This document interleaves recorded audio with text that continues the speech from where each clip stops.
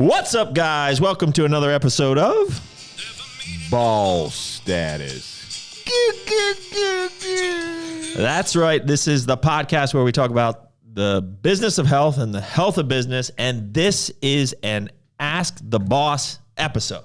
Are you confused yet? Are you confused? Do you get it? At this point, do you understand? Yes, they do. So, Boss Status, we talk about a lot of different topics. We've had some really good ones on recently. We'll either cover some type of leadership topic or something about the industry, or we'll have a special guest, or we do what we call Ask the Boss, where I will post up on Instagram, send me your questions, and you do that. And then I will try to answer the best I can.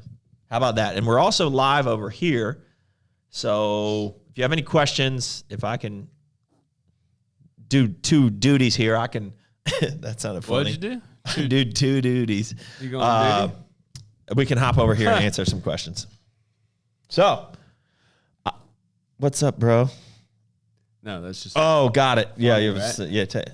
This is real work. We're working over Oh, here. that's your phone. My mind is Yeah, blown. it's my phone, bro. Got you. It's like Inception stuff. Yeah. All right. So if you guys have questions, throw them up in here. I can answer over here.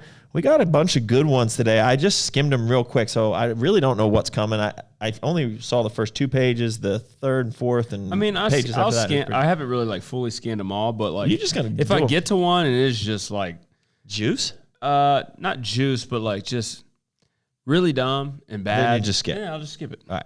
So We're going to rapid fire. We're going to get through as many as we can. We're going to Yeah, do because this. you We're got a going to lot. set a limit of 45 minutes. How about that? How about that? All right, let's. How about that? All right, should I? Well, can I give us a big pat on the back that ever since we've kind of revived this, once a week, every Friday afternoon, a podcast going up?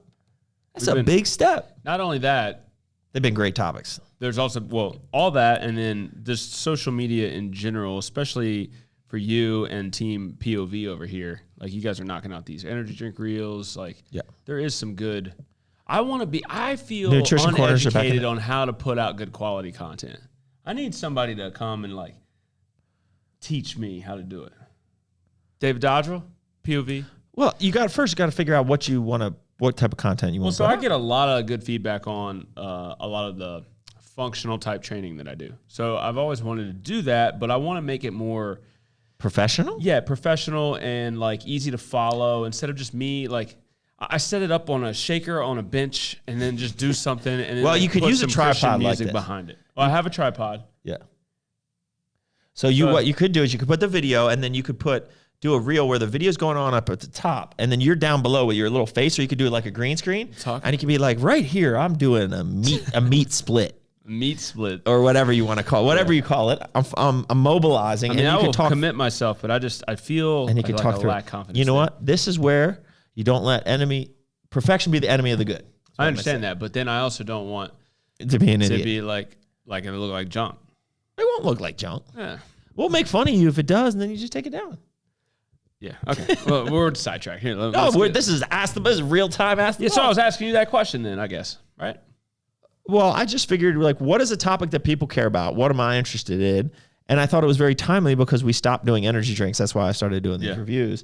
And So just cut you off real quick. It's easy to be like, hey, POV, I pay you, so you're gonna make my reels, and then he does them. But I can't get POV to like. I could, but well, like that nutrition corner reel I put up the other night was pretty good. That took me probably 20 minutes to do, and I just knew ahead of time I want to get a bunch of clips of all the tables at the Nut Bash, and then it's pretty easy. I just figured out how to mix them and put them together, and then put sound over it, and have a good cover page, and then make a meaningful post. So, like, I think the key is get the content, and then you can figure out how to. well, do even it. before you get the content, do you ask yourself, hey, I'm going into this, and then think about social media and how I can create content from it? Well, I did for the Nut Bash because I was like, listen, I don't want to be on my phone the whole time. So I took 10 minutes and walked around to each booth, talked to everyone. Well, it was more than that. It was like an hour, but I made sure to get video of every booth as I was going through. Yeah. Literally 3 seconds of each. Yeah. And then, so I got that. So when you're working out, just say, you know what, this workout, I'm doing before I even start, it would be before like, you even start, I'm going gonna to commit to some type of content in this workout. So you get your tripod and then you record one set of every exercise you do. Then you have it. And then you could say in your post, you could say, I did these 5 exercises for my lower back issue. And you list them, and then you put them together in the reel. And then you can lay things over it. You can put words over it. That's what I really need to get to learn. That's easy. I can show you that. Is there an app for that? There can be. David Dodger has one that's $10 a month. I don't want to pay that. You know what, Pat? If you're going to put out content, you're going to help the brand. You know what? I can 10,000 followers. That's the goal. I will pay. I need 10K. Your $10 a month. 10K followers. Yeah. All right, you got any questions in there before I get started? Because it looks like there's some Oh, questions. yeah. So this is Bryce. So Bryce is asking a question. So Bryce is, I believe, Mark. I think they're partners. I don't know the full situation, but I basically reached out to Mark and I said, hey, I got 2 active boys, Jackson and Griffin, really into sports, playing a ton of different things. And they're starting to get an interest into training. So I've started doing certain things with them. But I know how to train bros and get bros jacked. But I don't know the right level of volume for kids and more specific, very sport specific type stuff. So I reached out to Mark and he looped me in with Bryce, who they run Legacy at Carbon, which is a youth training or a youth sport specific training out in Tennessee. And so now Bryce has worked to put together a program for Jackson. Griffin's still recovering from his broken collarbone. But so he's going to start it next week. So it has some a bunch of agility stuff, mostly at first. And so Jackson's excited. He's got a calendar in his room and he writes out the days he has baseball and football camp. And then when grandparents are coming or when's his friends coming. And then he'll write out agility, trampoline, other things, because he's trying to do flips and all sorts of stuff. So he has it, I saw it last night. It was all written out. It was pretty funny. Your kids are both very much like you in just different aspects. Totally different ways. So he says, what about youth development in sports? What have you seen as you have grown within the industry? Well, I think it's people like you guys that are actually doing this, and it's actually super cool. And I think it becomes relevant. I never thought about it, right, until I became a parent. Right. But now that I have kids that are into it, I'm like, man, there is such a lack of this. I've actually always thought that, man, if I knew then what I knew now in terms of nutrition, I think there's a huge gap in nutrition, probably even more so than training for youth, because kids have no idea what to eat. So we've been instilling in our kids from day one. It's kind of funny. Even Griffin will ask, how much is there protein in here? How much protein's in here? So they at least are aware. They have knowledge of what they need to have and what types of food they should eat. So I think there's a huge gap there. So I didn't know anything about eating. I knew how to train when I was in high school, but I didn't develop the way I should have developed because I didn't have the nutrition aspect of it. So, but now, the level of training and the way the programs they have for kids these days, like Mark and Bryce, what they're doing is awesome. Yeah. So that's actually one of our goals here is, so this whole building we're in now is about 32,000 square feet. Right now, 10 of it is a gym.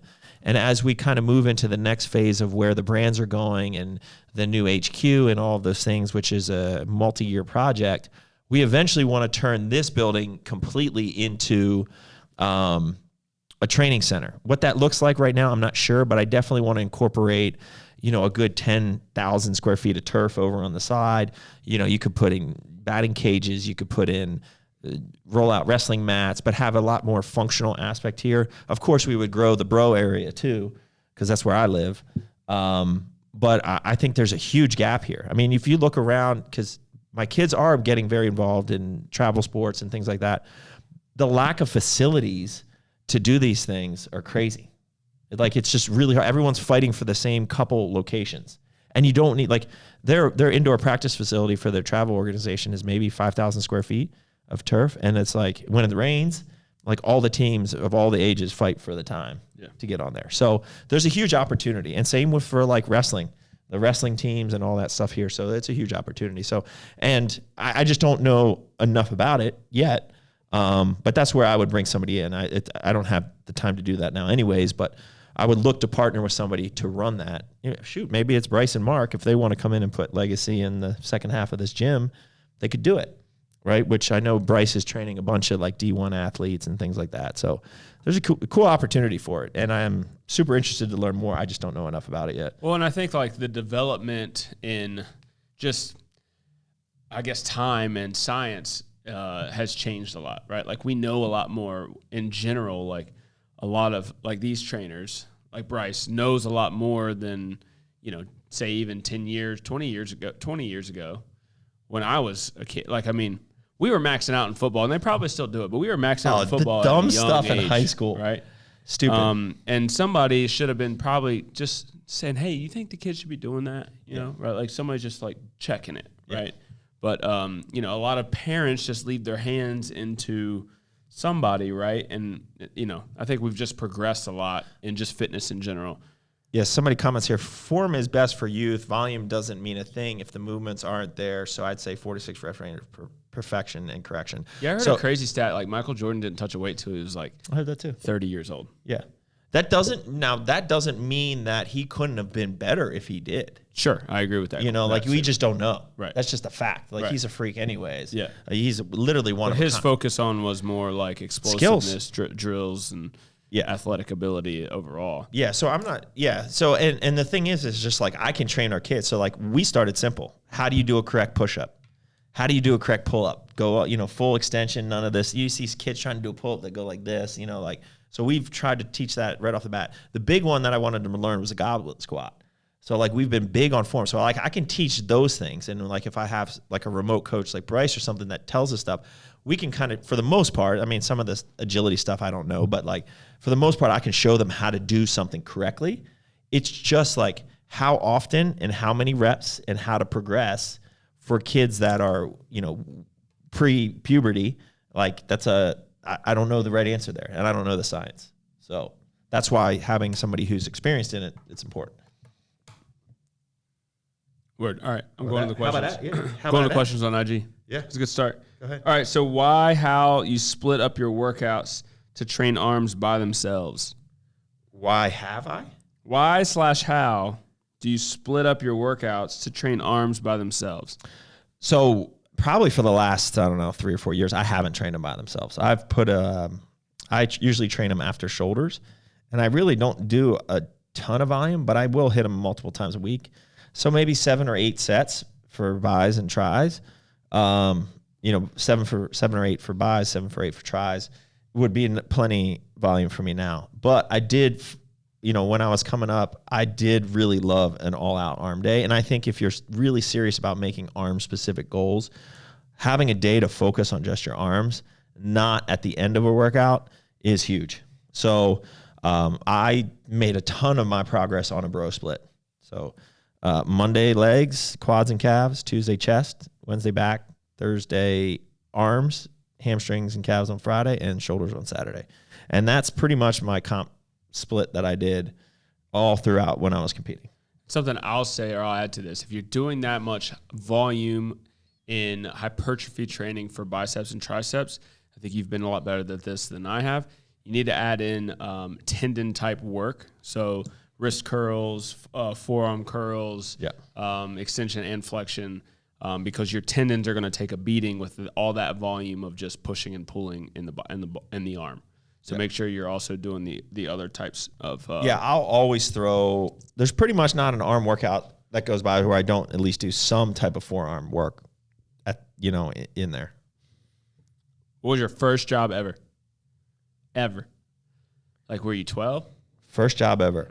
So first job ever, so it's a split. I was like a lawn crew at like the local swimming club. Like I just like mowed? Took out trash and no, we didn't cut grass, but took out trash and used the facilities. Yeah, facilities type. Worked the front gate. You scrub that toilet? You know what? I got paid per hour. $6-7? $3.75. What was do you know what the wage was then? Like, I'm pretty sure that was under minimum wage. Probably. How old were you? When are you legal to work? 15. 14? I think it was 14. I think 15 for me. Yeah, I think it was like 14. But at the same time, so where all the big bills started rolling in was that lawn care business. Know what I'm saying? I would borrow my daddy's tractor. Heck yeah, ball. And had push mower. My friend had a push mower, so we would and we borrowed the weed whacker, the blower, and we cut lawns. So we kind of did our own thing. Put flyers out in all the mailboxes, and then started our own grass cutting business. It was good. You think in PA it sounded like that? No. Yeah, I don't think so. Definitely not. But now I feel like it should have been. So that was probably the first job. My first real job after college was consulting. It was economic litigation consulting. So I've talked about that a bunch on here, and so that was a huge experience. That helped with a lot of the stuff we do now. 2 people asked this on this same page. So segue into what got you into the sup game, sup industry. The sup game. Well, at the time I was doing this consulting work and also really getting into natural bodybuilding. So this is early 2000s, and there really just wasn't a lot of good stuff on the market. I mean, I was using that Celtec, boy. I got juicy on Celtec. Dude, everybody gained some mass Man, on some boy, Celtec. if you think about it, so it actually makes a ton of sense. Most people would do a protein shake post-workout. And really, the biggest thing you need after a hard workout is carbs. Right. So you add a serving of that was like 70 grams of dextrose. So you add 70 grams of dextrose, and then you throw 10 grams of creatine on top of that, and a little bit of alpha lipoic acid, which just burned your throat. It didn't do anything. Really didn't do anything. Didn't help with absorption? No, it really didn't drive them cars to the muscle cell. It didn't really do any of that. Not at 200 milligrams with 70 grams of pure dextrose. Man, that stuff worked. That worked. So did you stack it with protein? Or Oh, would you yeah. just have it post-workout? So, man, I was doing a full Celtec, and then I would do protein, like 12 ounces of milk with like a scoop or 2 of protein and a banana. And Yeah, it you're juiced was up. juice. Yeah. Those were the good old days. So that was the crap in the industry. Yeah, so that was.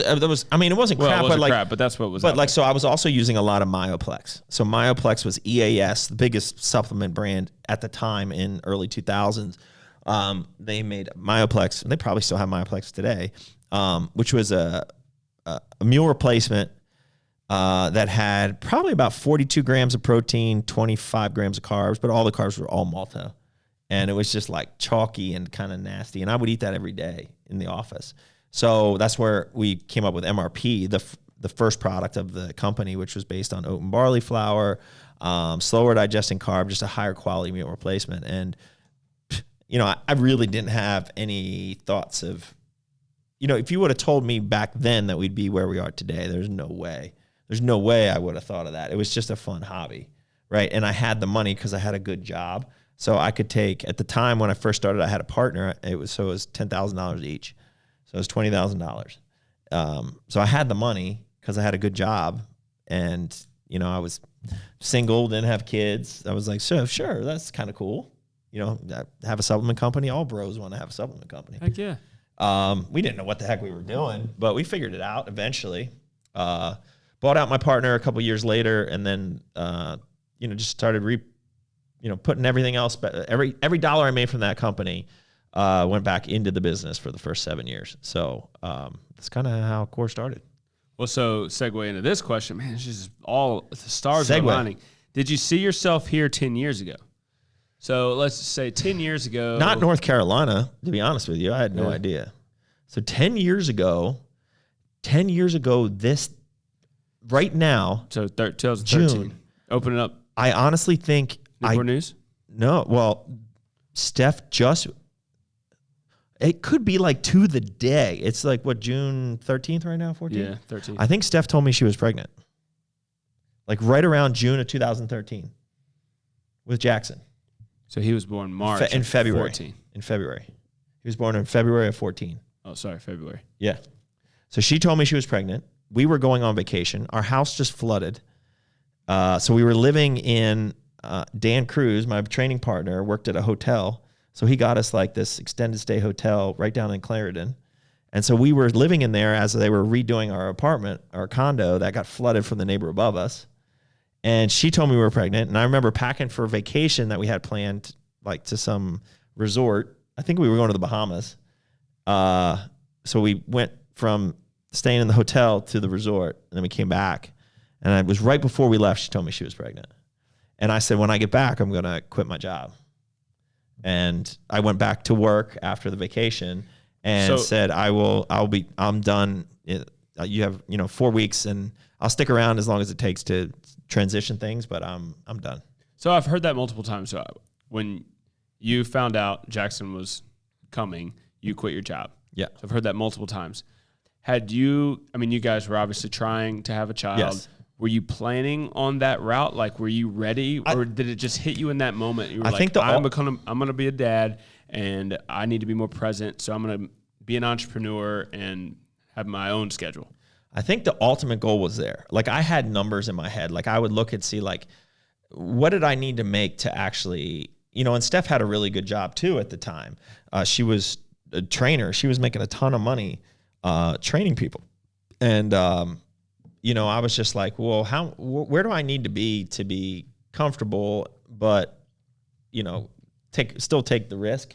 And we were getting close to that, but that was what put me over the edge. I was like, this is a sign. It was kind of like one of those things like, well, if I don't do it now, like, there's no better time than now. Yeah. That will give me 6 months, that will give me 6 months, a year to basically make progress, get things done to set us up for more success. So so in that time, we opened up a store. I told Steph, I need one last hurrah on the stage. And so that was part of the, also, I'm quitting my job. Did you know you were planning competing in 2014? Well, I knew I wanted to. I was like, I need to do this one more time. It was really for myself. I was like, I feel like I've been training my ass off for the last 5 years since I last competed, and I've made a ton of gains. And if I'm going to do this, now's the time to do it. Because while I was competing in 2014, Jackson was 6 months or under. There's not a ton I could do. I mean, like, you know what I mean? Like, I'm not. Yeah. The kid is mostly on the tee, and doing all that. So I can support in that way. But like I'm not driving them to football practice and baseball practice and, daddy daycare all the time. Right. Like, I had time, I could make it work.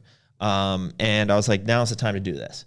So, I knew I wanted to do all the big shows and go out with a bang. And so I did that. We opened a store so in 2013, fall 2013, we opened our second store. That was the one with Carl in Newport News. So like, that was the Newport News store. And then the brand started to grow. And that's when I was like, okay, I need to rebrand, like, we're actually a real company now. So I need to rebrand. So I started the rebrand. So we opened a store. I started the rebrand. And then in the fall 2014, Jackson was about 6 months old, and did a bunch of competitions. And that's when we kind of rolled out the rebrand into the black tubs and black labels.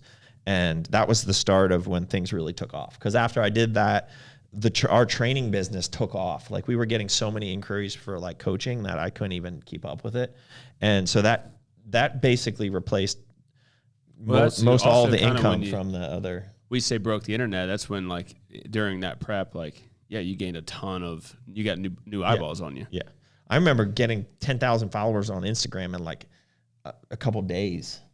It doesn't happen like that anymore. Right. Like, it was all very organic at the time. Yeah. Right. And, all the craziness of Instagram wasn't there at the time. So you post one cool photo, and I should go back and see like all the comments on that. There was like 1,000 comments, right?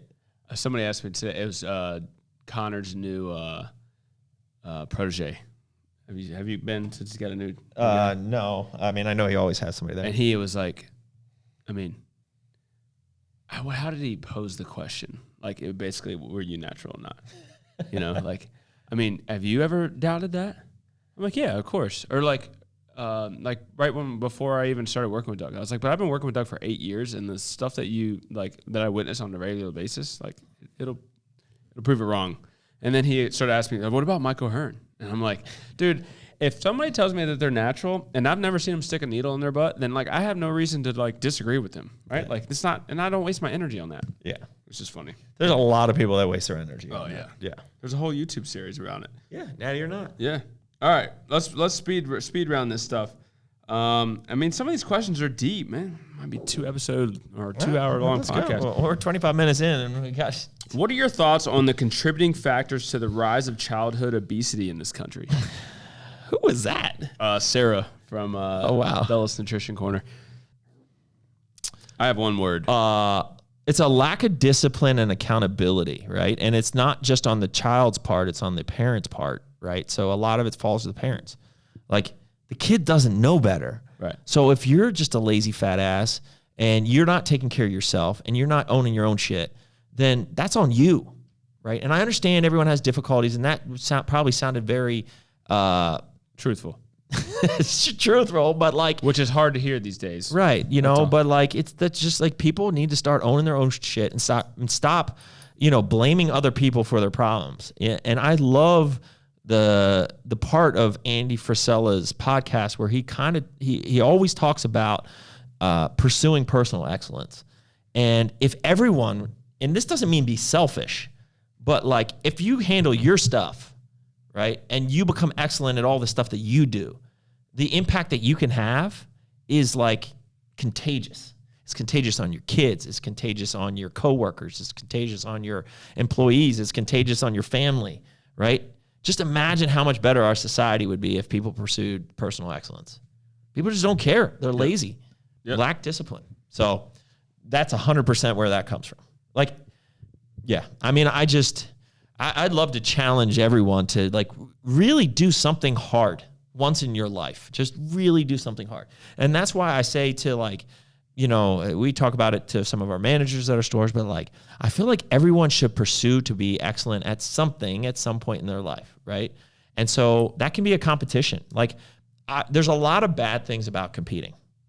That, you can become self-absorbed and it can be a selfish sport, but at the same time, it does bring out qualities that it makes you persevere and push through some really hard stuff, right?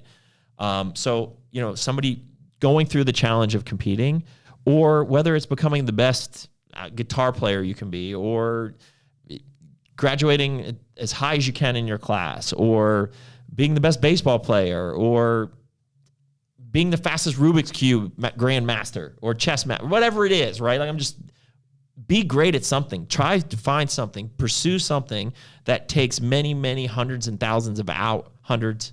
thousands of hours to perfect, and go all in on that, right? Because it really teaches discipline and perseverance, and that's what we're lacking. Put that in a real POV.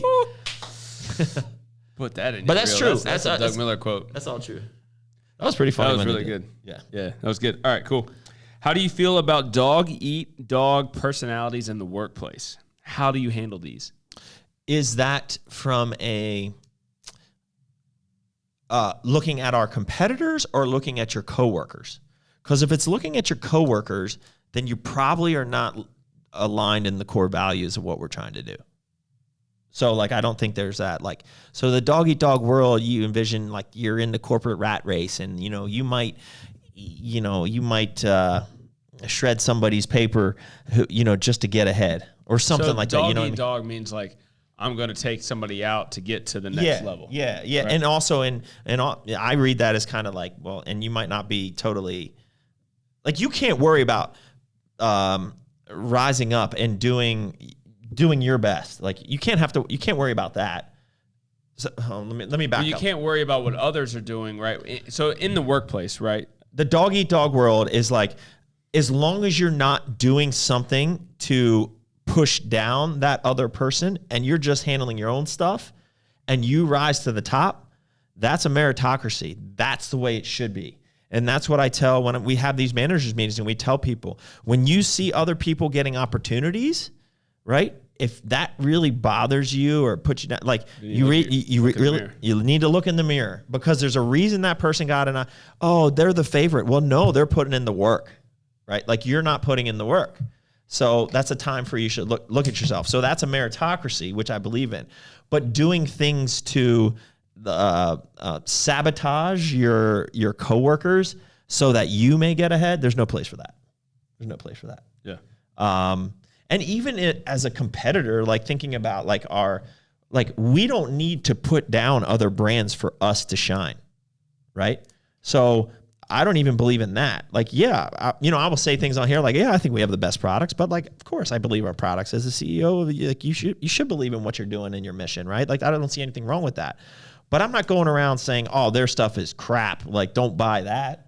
There's plenty of room for people to be successful in this industry. So, I don't even really believe in that in the terms of, friendly competition in the space. You don't need to crap on somebody else to make you look better. Like, generally, if you look at people that talk a lot of smack about other people, that person looks pretty bad. Yeah. Like, it's just that's the most cringe thing, that that one person who's always talking smack about somebody, and you're always just cringe when they come around. Yeah. So it's the same thing. Okay. The best stack for digestion and elimination. Does that mean poopy? And actual serving breakdown. You got good poopy? I don't understand. Core gut, man. In terms of stack, I don't think you need anything more than core gut. It's an incredible product that has helped a ton of people. Insert commercial for Core Nutritionals Core Gut. Use coupon code MEAT20 to save an extra 20%. Make that. You probably should make that. I gave out a code today. Wasn't mine. Well, there you go. I think we need to activate MEAT20. No, I like kind of giving out our so codes. Yeah, core gut, prebiotic, probiotic, postbiotic, and the probiotics juice. It's a non-prop blend that we came up with based on science. I truly feel it's helped my issues. And you have some issues. I used to have some bad issues, bro. Yeah. Core gut, I love it because it tastes like bananas. I do it first. So I wake up, walk downstairs, I pop core gut, and my first thing that's in my mouth is water and core gut. That's one of our lifeline products that we have for core that has just made a huge difference. Huge difference. I will say I do love hair, skin, and nails too, because I have to cut my nails like every day. Does it help in your skin? Help with wrinkles? Yeah, I think so. Put that in a collagen stack, baby. Maybe I should get that. Yeah, you got me taking that collagen. My afternoon helps. Once in a while, I kind of see my face, and I'll just squint and I'll smile, and then like saying my face is gonna be so wrinkly when I'm older, and she's like, I'm gonna love it. That's just wisdom, wisdom lines. Yeah. Collagen, collagen, core greens, and core test. That's my afternoon stack. So I get home and I drink that with dinner. What a guy. See, this is Natty Doug. That is my stack. That's my old man stack. Okay, we're gonna move on. All right, here we go. If values, morals are aligned, does the source of those beliefs matter? All right, so I know where this is coming from, because that was somebody who I commented back because he sent me a long message. I was like, bro, you got to put that in the message but you can't put a long message in there. So the comment was, if you have an employee, this is an employee of ours, and he's like, we moved now to the Bible Beltway down here in North Kakalaki, and I grew up in a very religious family to the point that I was actually almost pushed out by it. And I've kind of turned away from religion. I've kind of become the family black sheep in that sense. But I'm 100% aligned with your core values. Is it an issue that the core values are aligned, but it's coming from a different place? So the short answer to that, in my perspective, is no, right? Everyone can be in different places in their life, and not everyone has to believe the same thing at the same time. And so at the end of the day, our core values, there's a lot of Christian principle behind the core values, but they're not written in a way that it's like we were talking about this earlier. So like, live passionately. The core value for our company isn't necessarily live passionately for Christ. That might speak to some people, but it might not be for everyone. But it's live passionately. It's like do things that you're passionate about, right? Like, Carl likes to say, have fun, right? Like, that's part of our core value, is like, live passionately, be passionate about the things that you do. And so it doesn't really matter where that comes from. As long as you're like kind of living and, share these same values, I don't see that as a problem. Like I said, everyone's on a different path. Maybe one day that path you will look at all these from a Christian perspective, but if you don't, as long as like the values align, that's fine. It's my mission, and Patrick's mission as a fellow Christian to share our faith and let you know that we believe in Christ, and but that's our path. We're not gonna, at least I'm going to speak for myself here. Like, I'm not going to throw it down your throat. Like, we're going to say prayers before we eat as a team. And if, that's not your thing, that's not your thing. That's okay. But that's our thing. And so we're comfortable with that. I mean, we have, people of other religions on our team, and I'm perfectly fine with that. That's their belief, and I respect that. So it doesn't really matter where it comes from, as long as, generally your core values align with ours. And so that's the way. Not everyone here is a Christian. Not everyone in this building is a Christian, and not everyone that works for us, and that's fine. Like, that's totally fine. So yeah, I guess that's a longer answer to that question. Yeah, I mean, like, at the end of the day, you're trying to be a good human, right? Like, that's where a lot of these values are come from.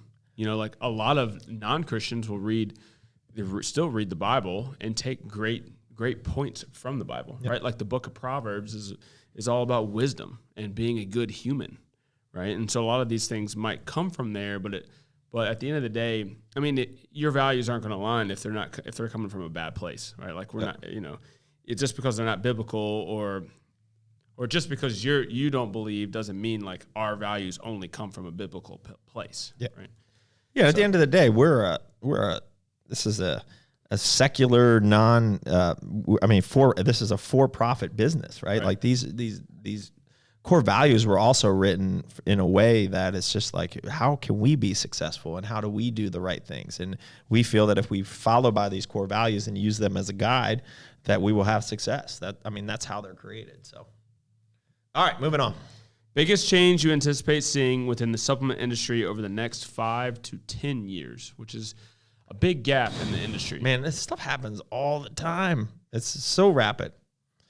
At the immediate moment, I do see, this is just a straight answer to the question. I see a lot more things going to convenience. So packet style products, more on the go, all of that. I see more and more of that. So we have a couple cool products that already exist for us that are in big tubs that we're putting into packets and are more on the go. Hydrate's been really a good one, and we chose to have an on the go type stick pack as opposed to a tub. The RTDs, the ready to drinks, stuff like that, the convenience. I think that's really where the next 3 years are going. Beyond that, it's like who knows? I mean, we'll continue to see ingredient updates.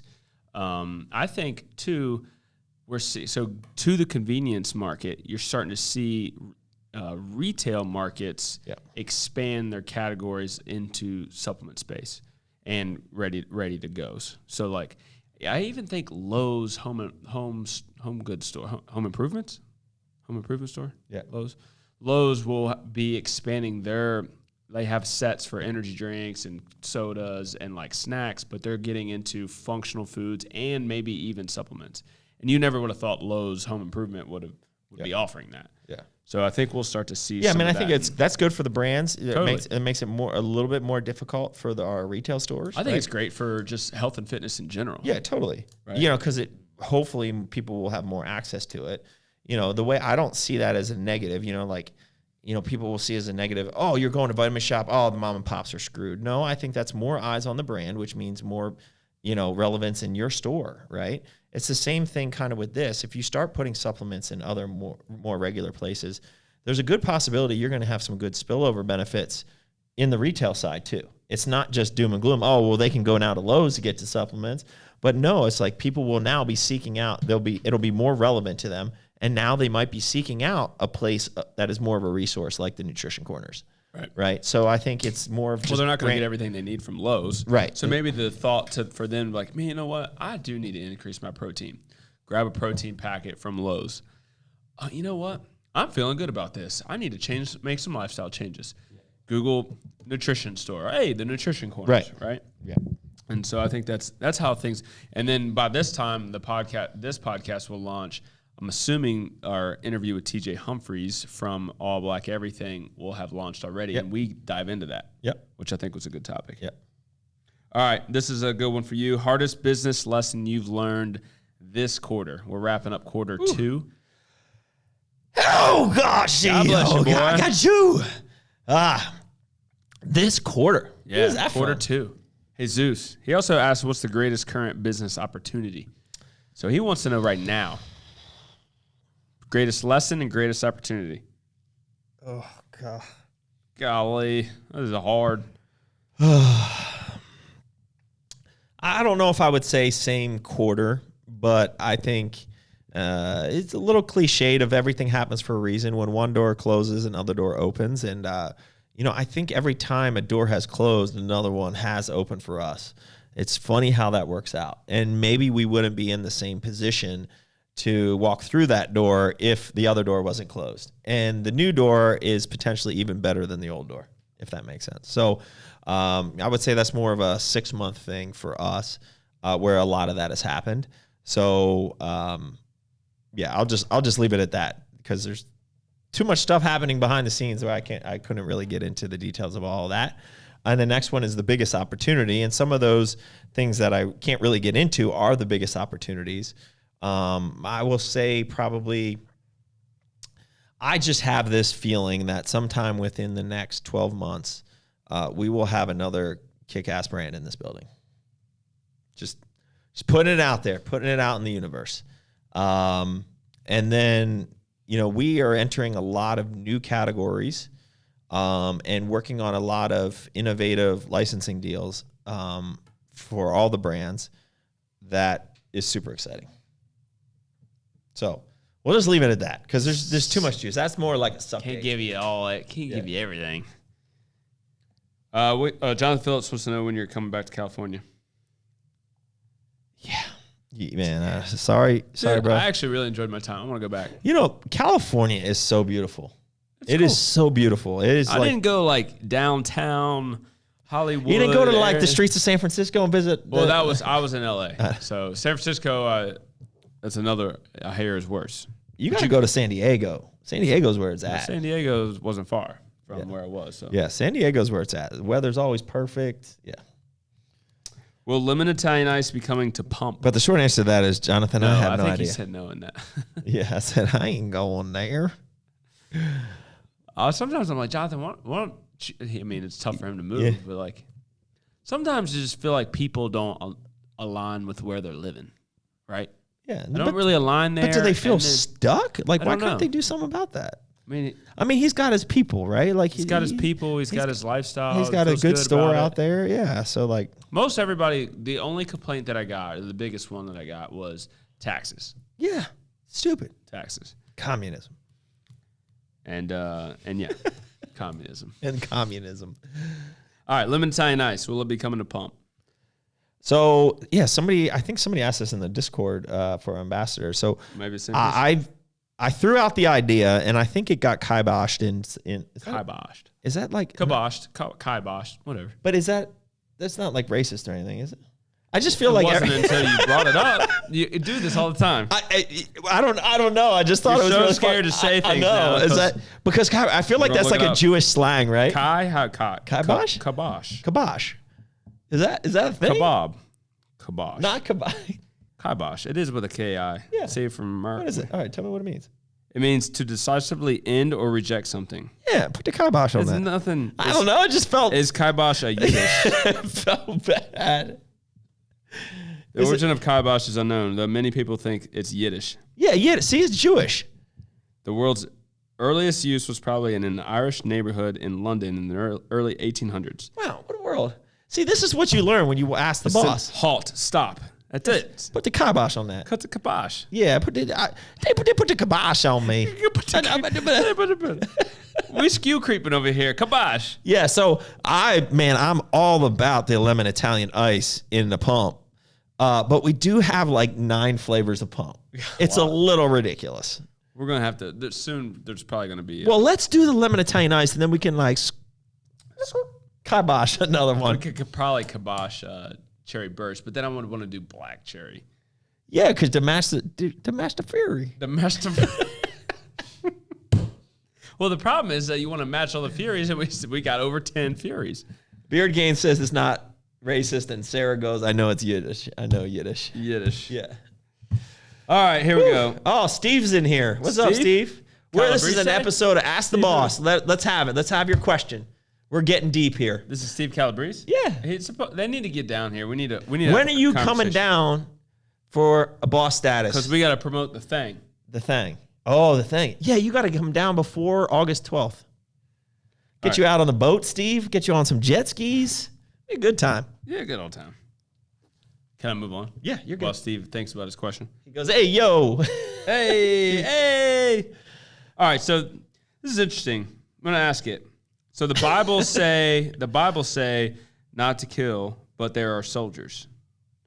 Is same as premarital sex and porn. So basically, the Bible says not to kill, but then there are soldiers. So Yeah, I think soldiers kill. I think that's a concept that is hard to. I mean, like all the sins or the 10 Commandments are pretty much like level, right? Except for the first one of love your God, right? Yeah. Like that's the one that's the one, right? But then like as a commandment, but it is hard to believe that like Jeffrey Dahmer. I don't know. I just had that popped in my mind because that was always the crazy. You were one. all about that show. That show was crazy. That was crazy. Anyway, so like, yeah, like he got saved right at the end of his life. And it's weird to think that like in heaven, you're going to be hanging out with Jeffrey Dahmer. Well, If he truly this believed, would be right? a great conversation with Brian. Yes. Somebody who really has studied theology in the body. Yeah, let's bring him. Let's hold that one. Because there is, I mean, God did send people, not technically his apostles because that was Jesus, but to take out Oh yeah, certain the people. The Old Testament is nasty. Right. There's a lot of slaying going on. So basically, that's deep. That's deep. That's a deep question. And we're not pastors here. Yeah, we're gonna save that one. And we didn't study theology. There is but one unforgivable sin: blasphemy. All others are equal. Yeah, there you go. Thanks, Pastor James Gracely. Speaking of James, why are you in here? James, got you. Got to quit. All right. So James says, show me on the bear where 12-ounce cans hurt you. What does that mean? What does that mean? Show me on the bear. I think that was a reference to the Just Work energy drink review where I talked about slaying a bear. Yeah, and you don't want to trigger them bear killers. They're bear haters. The haters of the bear. The haters of the bear killers. Right. You don't want to trigger the bear lovers. Basically. Right.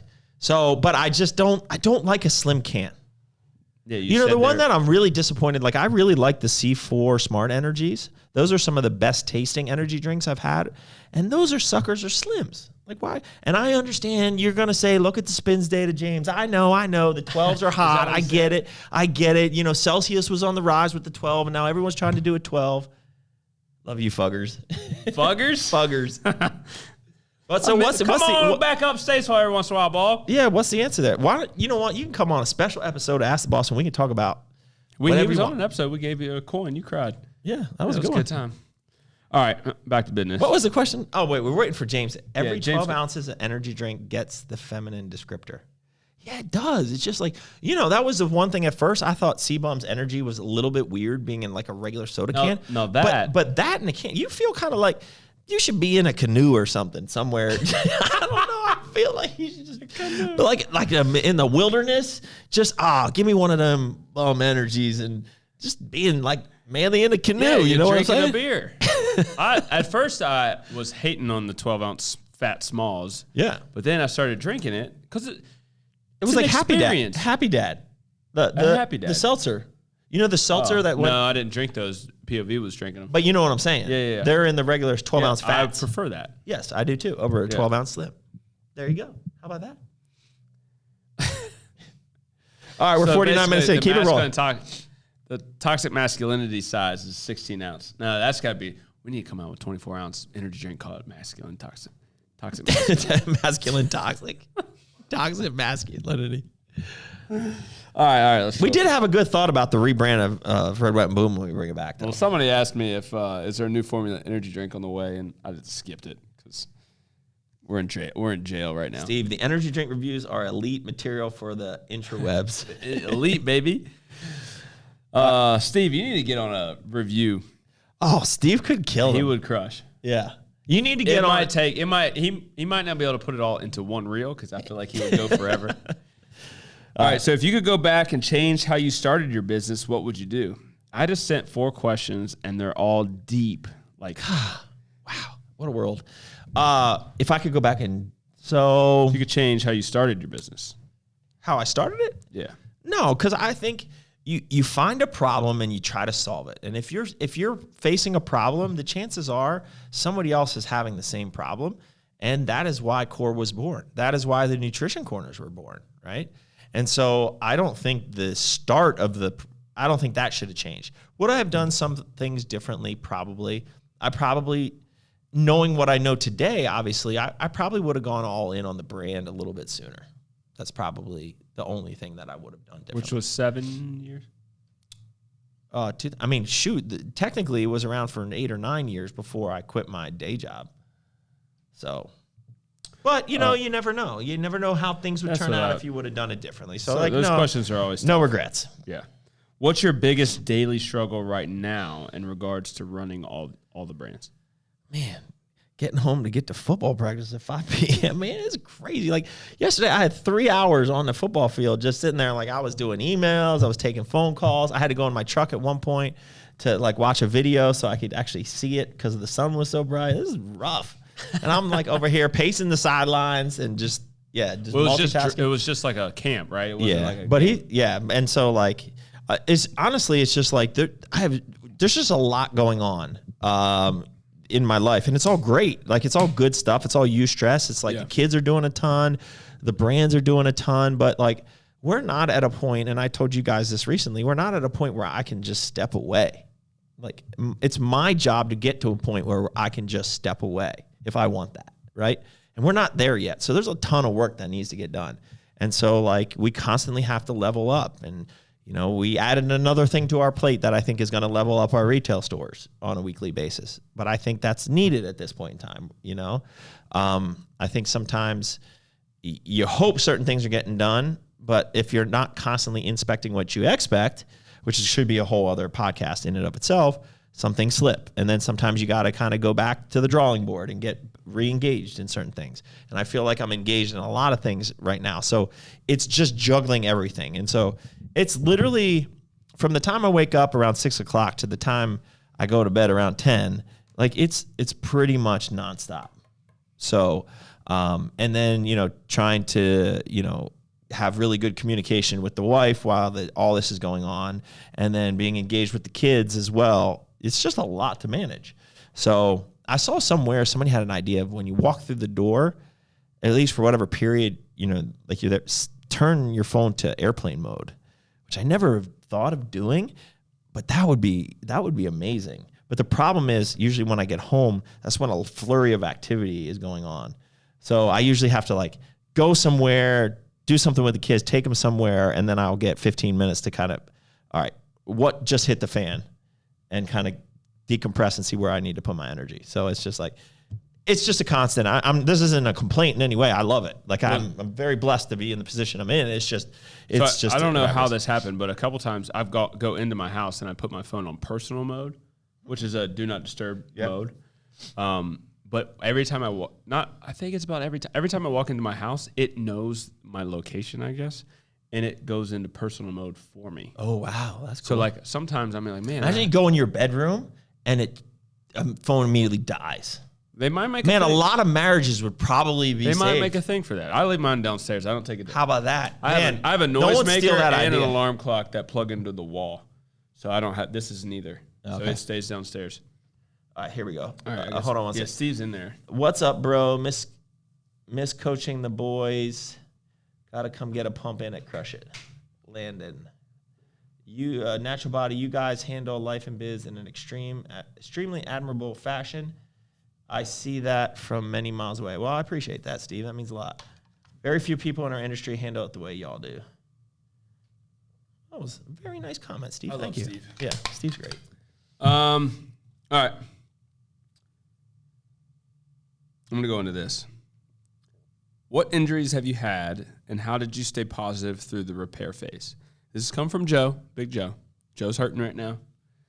Man, Send Joe a positive message. Man, he has plantar fasciitis, and man, he was limping, but he didn't give up. But all weekend long, he would literally hobble. He was hustling, dude. He was hustling, hobbling from like table to table, serving people, but he looked in pain. Yeah. Pain, Joe. So I've had plantar fasciitis, and you know what? It is super annoying. It's I think when we went to China, I had it. Really? It's right around the time I discovered Ultra Boost, and they saved my life. Ultra Boost are some of the best shoes. I remember eating nasty food. I remember eating that cow. Never mind. That's for another podcast. We got to do our China. Oh, we should do it. We got to bring up clips that we have saved somewhere. So, like pictures, like a slideshow. Yeah. But a slideshow right here. While we're talking about it. Yeah, that's great. Steve says we owe him $50 for that. Nice comment. Sure, Steve. We'll put that credit on your.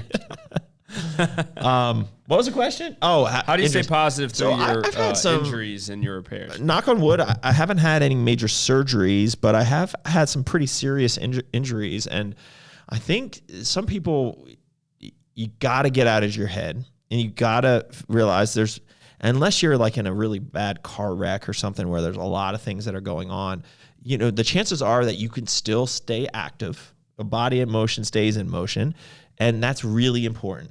So I've had some back issues. I've, some slight minor tears here and there, rotator, labrum, quadricep, like all these things that I basically rehabbed, right? Like they weren't in a position where anything like was really bad, but like there's always something. And I think you have to spend time prehabbing, rehabbing. It has to be a priority. And then you have to realize that you're always going to have something. So you got to learn to train and get creative when something hurts you. Like if an exercise hurts you, don't do it. If squats hurt you, don't squat. Do leg press, do whatever. I remember times like in prep, the last prep I did, like I had a tweak in my quad, like 4 weeks out, and it just was super weird. It would just act up. It would just start twitching. It would feel like my quad was going to rip. And this is when like my skin was getting super thin. It was kind of gnarly and stuff. Like it was super freaky. Like even walking on a treadmill could set it off.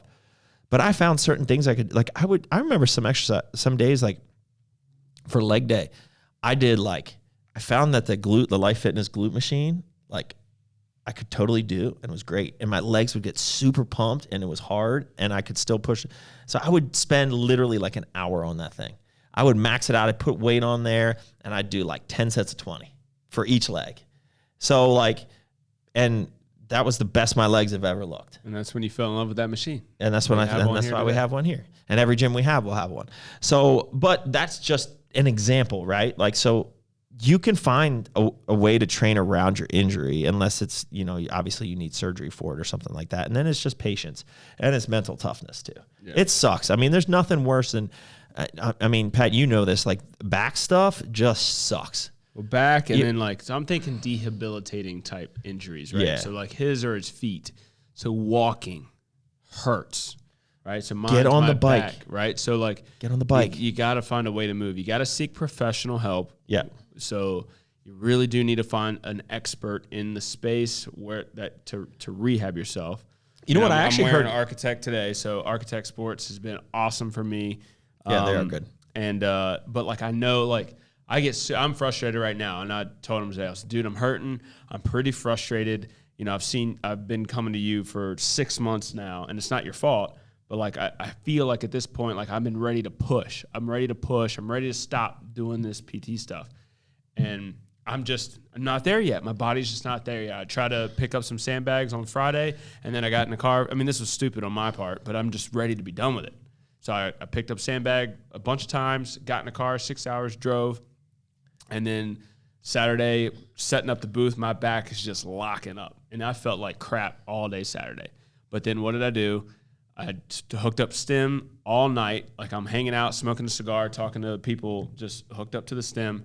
And then instead of working out with everybody, I did my own thing in rehab on Sunday. And then I did it again on Monday, and I'm back. Like I don't feel like debilitated anymore. I just got back, but I kept moving. You just got to keep moving. Yeah, you gotta find a way. I've actually heard needling for plantar fasciitis sucks. It sucks, but like I heard it actually really works. Yeah. But imagine sticking needles in your bottom of your feet when they're like gnarly. Yeah. God, that would hurt. All right. Anyways, what else we got? We're approaching an hour. Let's end it on an equipment question. All right. What is the best shoulder machine?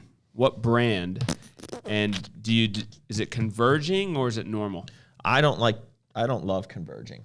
I feel like the shoulder gets in the way a little bit. Although that the CXP Body Master shoulder press that we did that day. See, I like those. I like that. I would get that. Atlantis converges, doesn't it? So Atlantis would be my choice out of all the shoulder presses we have. I actually really do like the Body Master selectorized, believe it or not. But between the Prime, the Panada, the Atlantis, but it can't be the new Atlantis they make. If you get a brand new Atlantis, the head pad pushes your head forward and puts you in like a weird position. That other one, the current one that we have, which is the little older model, you're a little bit more, you can put your head back a little bit. So it's not so, you don't feel so restricted. The Atlantis is my favorite out of all the ones that we have. The Atlantis press machines that we have, I don't know about the new ones or the old ones, are definitely one of my favorite pressing machines that we have. Yeah. And I love the angles that they take for closer grip or neutral grips are just the best. So we have the new incline and the new flat, and they are identical to the old one. And the shoulder's the older. The shoulder one is the older one because the new one has just that head tilt is a little bit worse. But yeah, I love the Atlantis incline and flat. They're great. Logan, what is your limit? Oh, that wasn't Logan. Logan said you're doing a great job. What is your limit or general limit for caffeine daily? I know it can differ, just curious. I'm 600. And unfortunately, I'll admit it, I've been doing about 600 every day.